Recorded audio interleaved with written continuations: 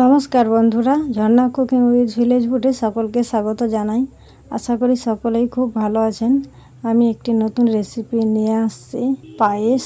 এই রেসিপির জন্য নিয়েছি গোবিন্দভোগ চাল। আমি এখানে 300 গ্রাম চাল নিয়েছি।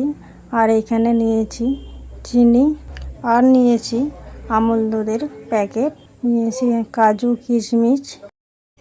পায়েস রান্না করার জন্য আমি উনুন ধরিয়ে উনুনের উপরে হাঁড়ি বসিয়ে দিয়েছি। হাঁড়ির মধ্যে দিয়েছি জল গরম হয়ে গেছে। এরপর আমি গোবিন্দভোগ চাল পরিষ্কার করে ধুয়ে হাঁড়ির মধ্যে তুলে দেব।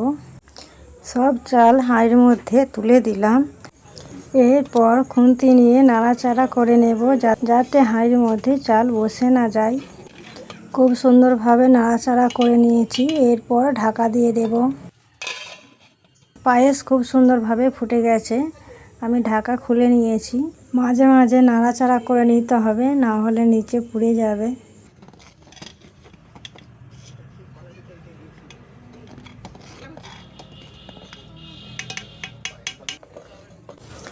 ভাত খুব সুন্দর ফুটে গেছে, দেখুন বন্ধুরা।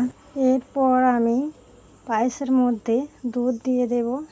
দুধ গলার জন্য আমি গ্লাসে গরম জল নিয়েছি, আর প্যাকেট কেটে গ্লাসের জলের মধ্যে দিয়ে দিলাম। এরপর চামচ দিয়ে ভালোভাবে ঘেঁটে নেব।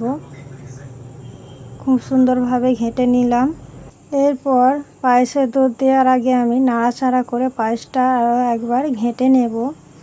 ঘেঁটে নিয়েছি। এরপর গুলে রাখা দুধটা দিয়ে দেব। এখানে আমি প্যাকেট দুধ ব্যবহার করলাম, আপনারা চাইলে গরুর দুধ ব্যবহার করতে পারেন। দুধ দেওয়ার পর আরও ভালোভাবে নাড়াচাড়া করে মিশিয়ে নেব। এরপর কাজু কিশমিশ আমি ভিজিয়ে রেখেছিলাম, ছেঁকে নিয়ে পায়েসের মধ্যে দিয়ে দেব। কাজু আর কিশমিশ দিলাম। এরপর দেব পরিমাণ মতো লবণ।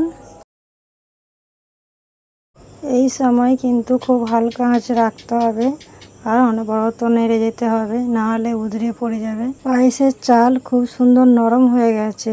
এরপর এখানে আমি অ্যাড করে দেব চিনি। যেসব বন্ধুরা মিষ্টি খেতে বেশি ভালোবাসেন, তারা একটু চিনি বাড়িয়ে দেবেন।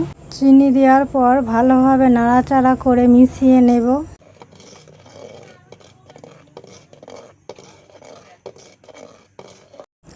খুব সুন্দরভাবে নাড়াচাড়া করে মিশিয়ে নিয়েছি। পায়েস রেসিপি আমার তৈরি হয়ে গেছে। এরপর নামিয়ে নেব। আশা করি ভিডিওটি আপনাদের ভালো লেগেছে। ভিডিওটি ভালো লাগলে লাইক করবেন, বন্ধুদের সঙ্গে শেয়ার করবেন।